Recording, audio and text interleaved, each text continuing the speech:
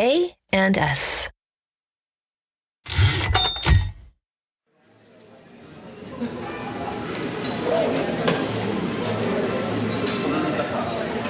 I imagine Rachel Suter standing on a cliff edge beside a small waterfall, preparing for her first dive into a glowing pool 30 feet below. The pool literally glows because Rachel performs her dives at the freshly renovated Casa Bonita restaurant in Denver.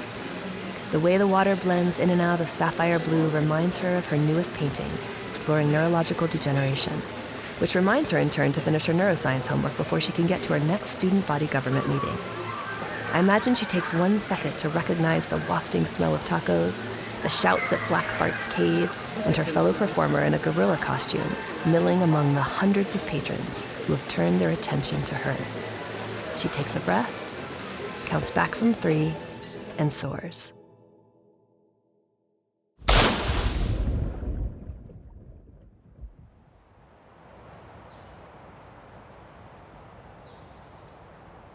I can't imagine a more surprising person than Rachel. She crafts gorgeous visual art based on scientific systems and principles she explores in her neuroscience coursework. She guides the College of Arts and Sciences student body as vice president. She's a model, she dives, and I get the feeling these are just the obvious interests. As you will discover in today's episode, Rachel lives out the alchemy of anding with ease. But it's her unassuming, low-key, might I say quiet fearlessness that's so disarming. Rachel seems like someone who can take on anything once she walks to the cliff edge, takes a breath, and counts back from 3.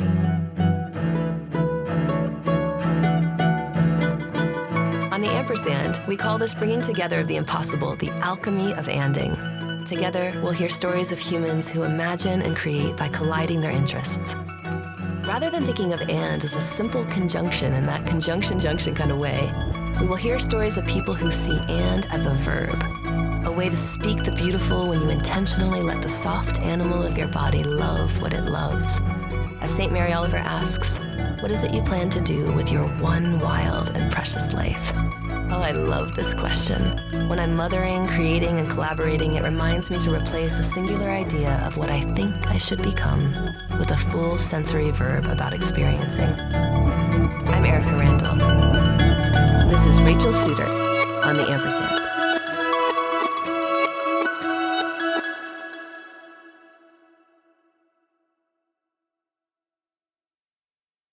When I was younger, I always wanted to dive, but I couldn't because I have pretty bad eczema, so I couldn't younger. But I was a competitive gymnast, and then following that, I did competitive dance. So, just parallel sports almost. Yeah. And then senior year of high school, I just kind of decided, end of COVID, I'm really bored. I'm just going to give it a try, just for fun. Screw the eczema. There's oatmeal baths for that. So true. Yeah. My kiddo has eczema. Yeah. Okay, so you're going to try it. Yes. You're going to go in. Mm-hmm. And, in the past, I had gone cliff diving with friends just at, lakes and, vacations. And see, again, whatnot. You say that so casually. In the past, I'd gone cliff diving. There isn't a world where I walk up to the edge of something actual and jump off of it. There was no fear for you there. Yeah, I have 2 brothers, and they're the type that, they see a cliff and they will jump off of it, and I just don't want to be left out of that, So, and then, just having, the gymnastics background, having that, and, the worst that could happen in gymnastics is you fall on a really hard surface, and that's really scary. Yeah. But with diving, it's you're falling on water, so there's only so much bad that could happen, and it's going to hurt, but it won't last that long. And, cliff diving, I don't go from too high, so it's, the risk is minimal. But I think, the most important thing is, when I do, the 1, 2, 3 count, I have to trust myself that I'm going to go for it, and it's Is that what you say literally every time? Yeah. You get to the edge? Yep. Okay, well, I want to hear it. Walk me through. Oh. Put me in your body. Oh, man. Yeah, I think it's just, a quick visualization of the dive. I mean, if it's a forward dive or backflip, not too much, pretty simple. But if it's more of a twisty dive, just stepping through what my arms are going to do and whatnot.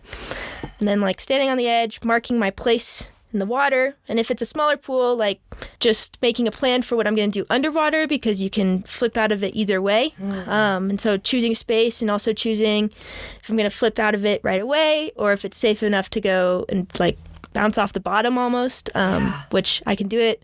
Pools like Casa Bonita, but I can't at, cliff diving spots like Paradise Cove. So yeah, just like making a plan, going through it, and then just counting off like 1, 2, 3, go. And just, trusting that on 3 I would go. Life lessons with Rachel Suter. Making a plan, trusting it. 1, 2, 3, go. Okay, so is that what took you to interview at Casa Bonita? That just 1, 2, 3, go, let's do this? Yeah, I mean, I didn't expect to get the job. So it was more of I might as well, like, that would just be so cool. I have a dance background, so I have like the performance aspect. And had you been there as a kiddo, if you're from the Springs? No, I had heard all about it, but I had never actually been. Okay, so you heard the lure. Yes. But you had never been and had the terrible taco salad. Yeah. With the Pepto-Bismol chaser. Never had it. Never had it. Did you hear about how there used to be like the electrical room at the bottom of the dive pool? Mm-hmm. They fixed that. Okay. It's all safe. Yeah. But and we know that you're sworn to secrecy because we're recording this in the land of June and you're not, right? And we will disclose nothing, even though we will be speaking to the past because this will air later. Right. We're still going to honor our contractual agreements because you're that kind of human. But you went to the interview. Yeah, so I ended up going because just so many of my friends and family had just been like, oh, you have to. You dive, you just have to do it. Yeah. I was like, okay. And I know that this has already been leaked, that there can be multiple divers at a time. True math?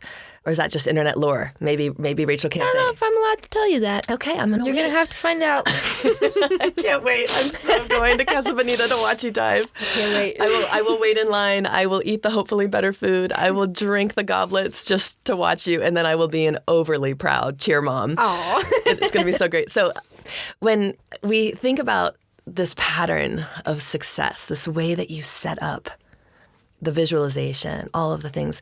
Does this show up for you in other ways in your life? Because on top of being now this enigmatic Casa Bonita diver, you are also a neuroscience student. You're also a visual artist. You are on student government. You are a leader in your community.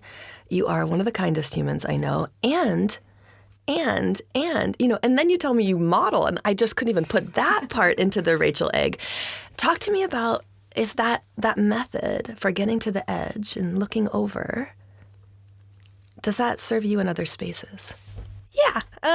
It's more of like, I'm young and I know that like this is the time in my life where I will most be able to try new things and pursue different things and have no consequences if it doesn't work out.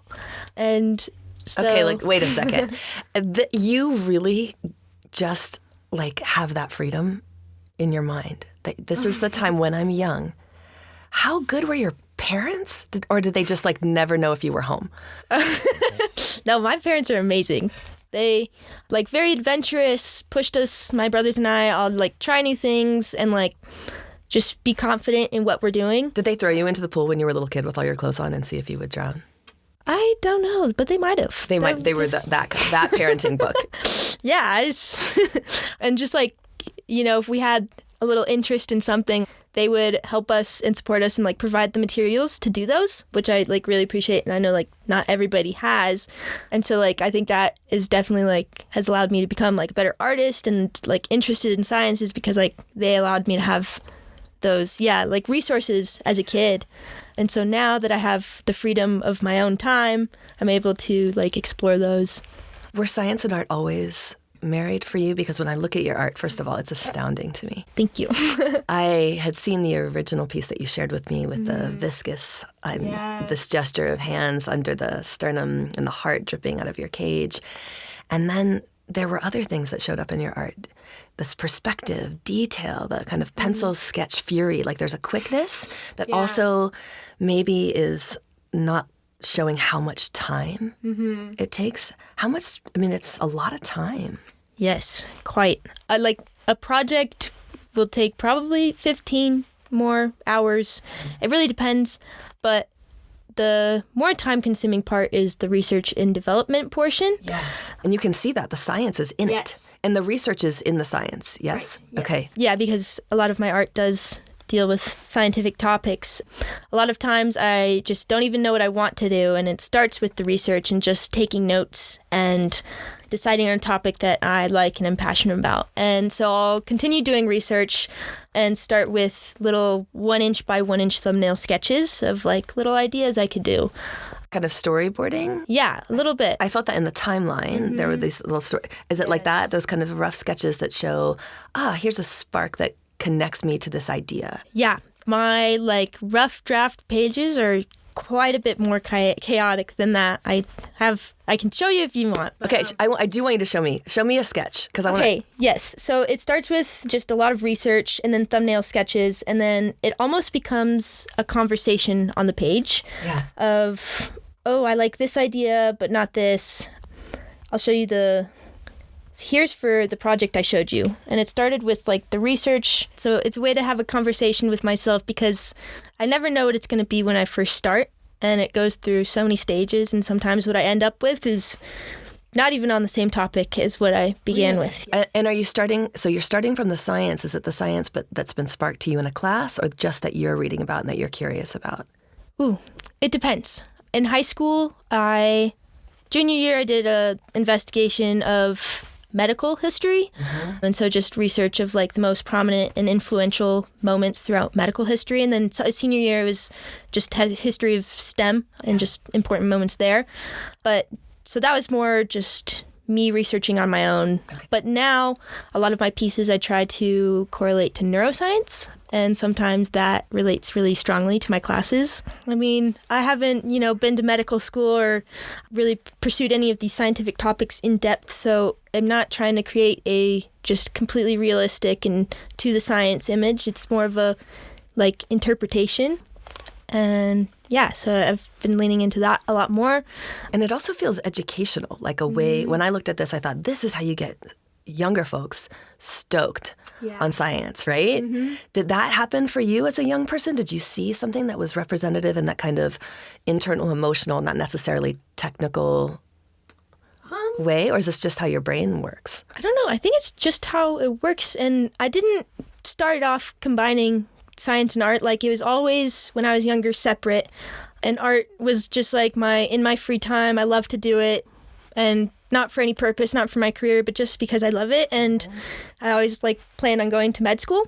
So they sat in very separate boxes.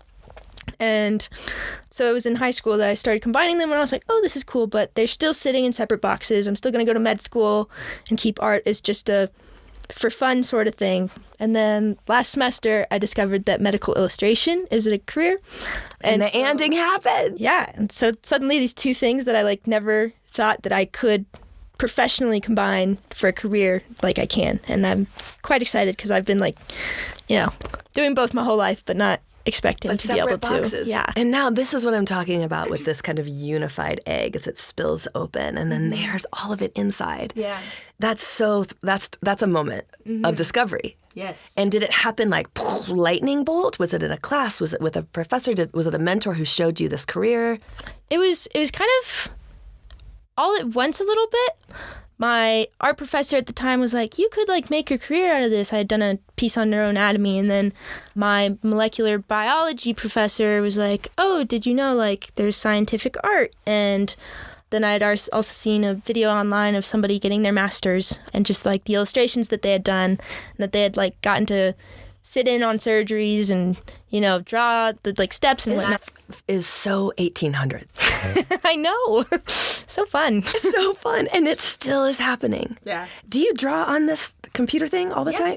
Not all the time. I usually more use my iPad for planning, but I do have some digital pieces in there. But you, because it seems like you're working a lot with ink, pencil, other texture. Yep. Yeah, and so that's actually physical material in the Luddite world, not technology. Mm-hmm. Oh, I love that there is a career that has been waiting for you. I do too.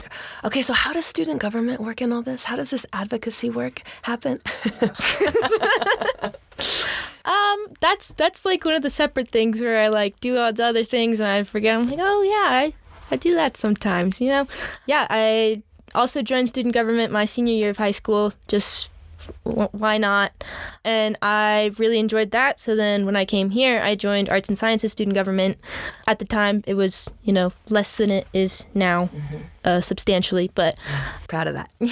Yeah. But yeah, But building student voice and advocacy, that's a big thing for you. Yeah. And this notion of really building your voice. Mm-hmm. What does future Rachel have expectations of now Rachel? Or is she pretty happy? She kind of likes the way, the mystery? Yeah, I don't know. When you're looking to her, what do you see? I'm not really sure. I think it's like my outlook on my future has changed a lot recently, given, drastic career choice. Doesn't seem, but... So I don't really know. I think the, most important thing I feel like when I think about looking back in the future is I don't want to regret not having done something or not having done it well enough.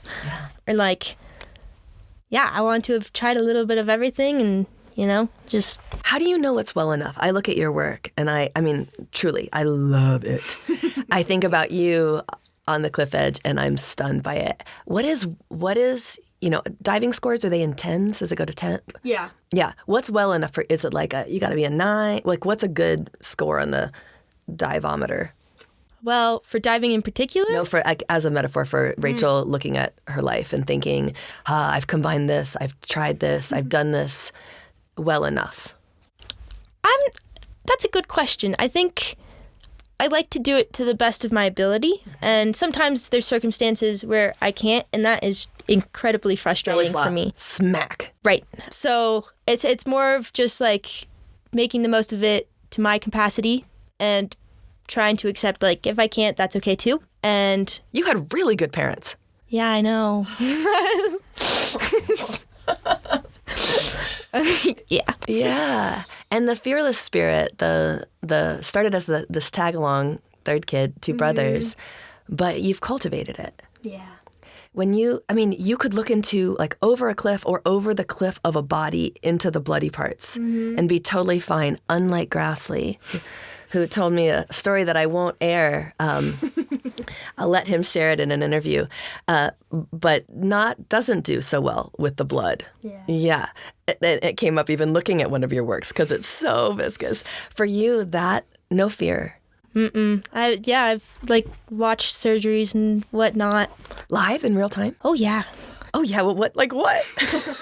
When I was a freshman in high school, I shadowed an anesthesiologist for a day and saw a lot of surgeries there. And then last summer, I did an internship in Greece and just got to watch surgeries for a month. What's the coolest surgery you saw? Ooh. I would say probably just craziest is the hip replacements or the crazy orthopedic. Do you know about my hip situation? No. I had a total hip reconstruction with 4 screws Wolverine style. I want to show you. Yes, please. Okay, I have x-rays. Yeah. Yay. I love that you're excited. Most people I'm can I text you this? They're no. So you saw a replacement or a reconstruction of a hip? Replacement. I saw lots. You saw lots? Yeah. Oh, I want a drawing of that. I did sketch one of the surgeries. I have it somewhere. Yes. Maybe so. Oh, I do. And in Greece, their rules are a little bit different. And so Is that why you went there? No, I had no idea. I just wanted to go to Greece. Smart. Why not? Cliff diving and you found that so fast. Whoa, this is totally court. I don't know what you call the court stenographer. It's not. I don't either. Wow. I love even how the surgeon looking on is holding their hands. Can you talk to me about hands? Because they come up a lot, both in your work and just the way you use them to make it. Yeah. Are they an important focus for you? I don't mean them to be, but they do just appear in a lot of my work. And I think it's almost a way to describe human nature or just emotion without having to do a portrait. It feels less on the nose for me a little bit. Yeah, the way the hands operate in the moment. Yeah. And I love drawing them and painting them. It's just fun. But yeah, I think it a lot of times fits into the story that I'm trying to tell. So it ends up in a lot of my work, even though I don't mean to, have a series of hands. No, and it doesn't feel like a series of hands. It just feels important. Are you a natural reflector? It seems so in your art. And so in that natural reflection, is that part of the planning? Is that part of the visualizing? That backwards to go forward? Yeah. Especially in the pieces and art pieces that are a little bit more like self-portrait or like reflective of my own, feelings and thoughts and desires and whatnot. Those that are more, scientific, a little bit less, and it's a little bit more factually driven. And so it's really fun, like, getting to do a little bit of each. Do you ever feel like you're doing too much? Yeah, sometimes.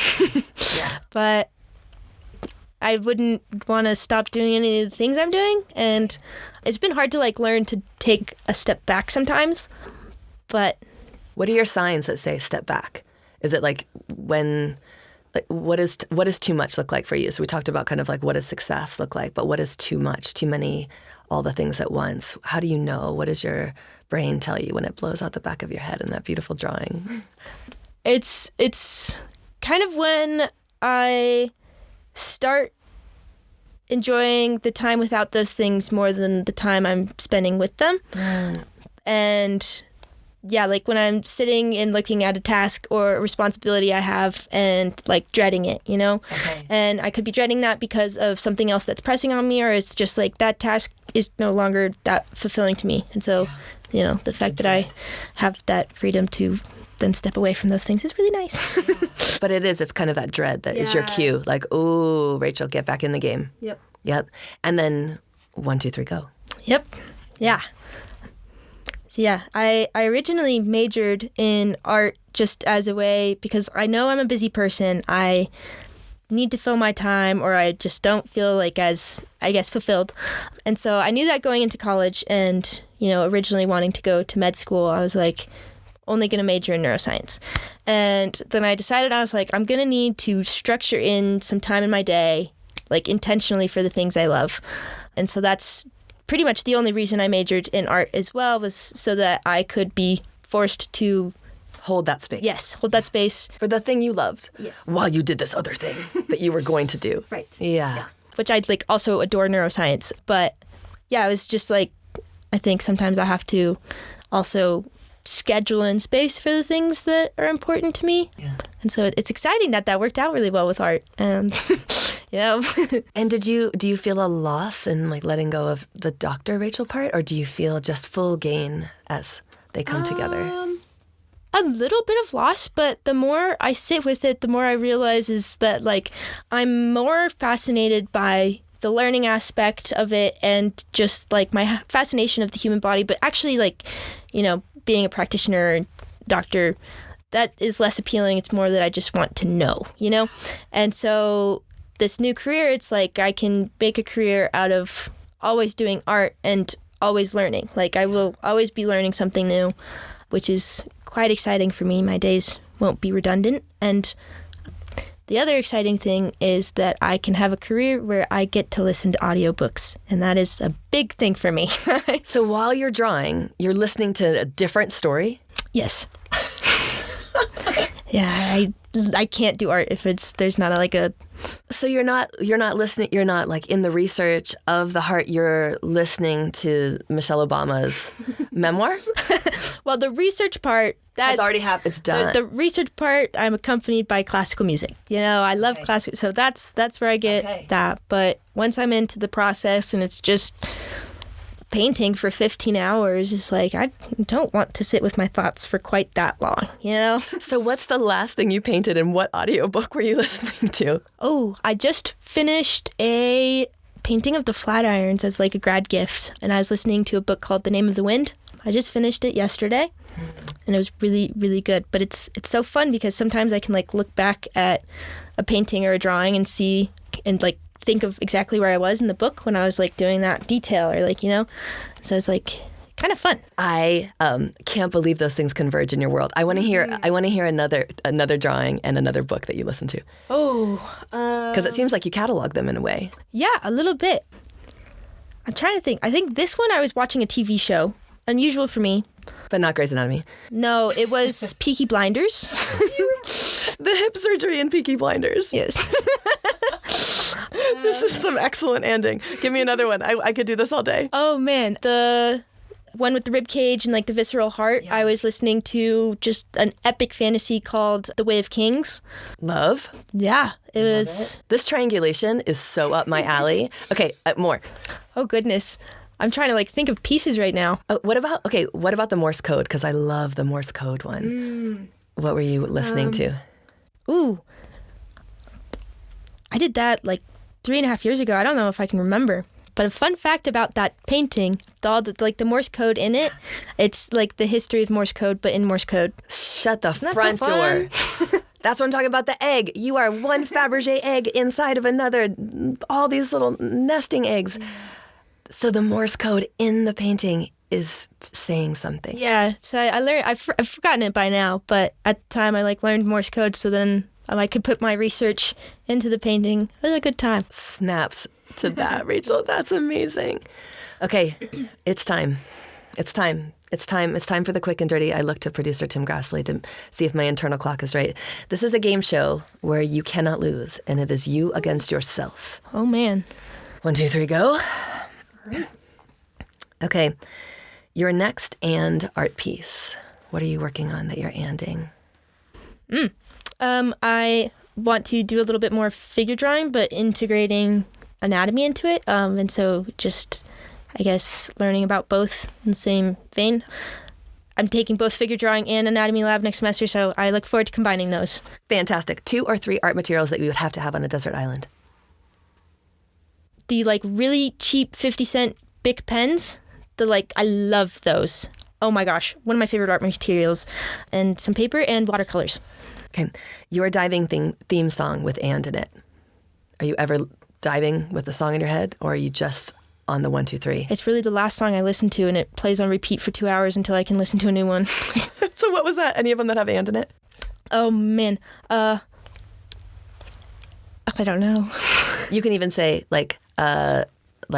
"and an island in the sun." That Weezer song that has "and" in island. Well, the problem is I listen to a lot of classical music. Okay, so Beethoven and Bach. Yes, I'll say. That's also not a problem. I do too. Yeah, I love it. Oh my gosh, I'm forgetting all of the composers I love. Chopin and Schubert. Yeah, I like a little bit more modern. Bring it on. I don't know how to pronounce his name too well. It's like Ludovico Einaudi, something like that. Excellent. And who does the... Oh, I like Vivaldi. Okay, we can't be mad about Vivaldi. Okay, the best way to spend a Boulder afternoon with your roomies? By the creek, I think. And yeah, by the creek and just with them. Yeah. And present, I suppose. By the creek, with them and present. I love that. An ander you admire? Ooh, there's a neuroscientist. His name is Oliver Sacks, and he kind of integrates both this, he has this ability to put all these intense scientific and neuroscientific concepts and combine it with psychology and linguistics, and then is able to perfectly portray it to an audience that has no idea what he would be talking about otherwise. So no jargon. Right. Just sharing it forward. I love that. All right, speaking of sharing forward, you're giving a graduation speech. You're sending folks off into their next. How would you begin? And may you always have warm pockets. So I have to start with your, what would your... Oh my goodness, I don't know. No wrong answers. See, I gave my high school graduation speech, and I sat on this question for probably... Of course you did. Days. Yeah, but now you know so much more. Now you're a diver at Casa Bonita. I think I would say, why not? You're looking at something, you're wondering if you should, why not? That was Rachel Suter on the Ampersand. To witness some of Rachel's incredible art, see our show notes. The Ampersand is a production of the College of Arts and Sciences at the University of Colorado Boulder. It is written and produced by me, Erika Randall, and Tim Grassley. If there are people you'd like us to interview on the Ampersand, do please email us at asinfo@colorado.edu. Our theme music was composed and performed by Nelson Walker, and the episodes are recorded at Interplay Recording in Boulder, Colorado. I'm Erika Randall. And this is the ampersand.